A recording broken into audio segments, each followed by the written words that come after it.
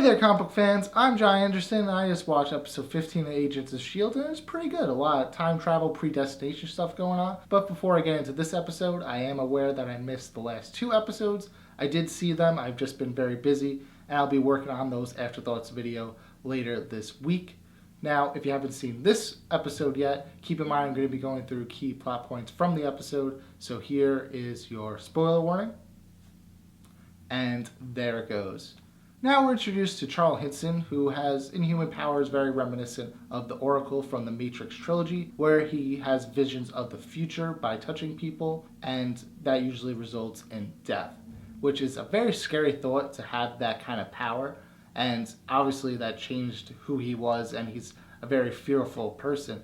But you're very sympathetic because you understand his plight. And I think the actor did a very good job conveying those emotions and really made the character very sympathetic, and you rooted for him and gave him some humanity that we haven't seen in a lot of these different Inhumans that have come and gone on the show. So Charles touches Daisy and she gets flashes of various images that will happen later on in the episode, like a woman is crying, Lincoln's head is bleeding, Coulson is shooting somebody, and Charles is dying right in front of her. And I like how all those events do occur and kind of happen out of context. And I really like how Fitz explains to everybody the essence of Charles's power. This idea that he sees into the fourth dimension, that regardless of what we do, those events are going to happen regardless. And I really think that if time travel were real in this sense, that is how it would happen, that everything is predetermined. And like I said, some of those events are taken out of context, like Coulson is shooting a mirror, not necessarily a person, and Daisy isn't necessarily trying to save Charles, but Charles is trying to save her. The only thing that I thought would have been a little more creative is this idea of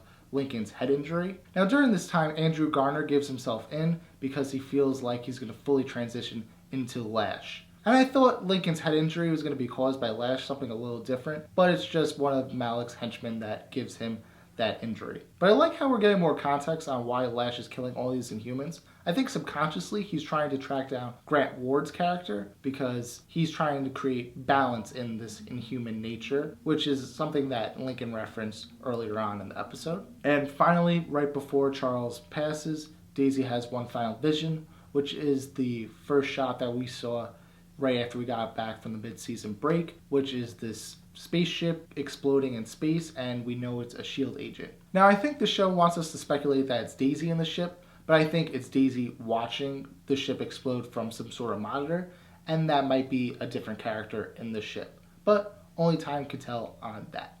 So those are my thoughts on episode 15. If you guys like this video, be sure to share and subscribe. Follow me on Facebook at John Ryan Andersen, or on Instagram and Twitter at The Comic Look. And remember guys, as always, comics do deserve a second look.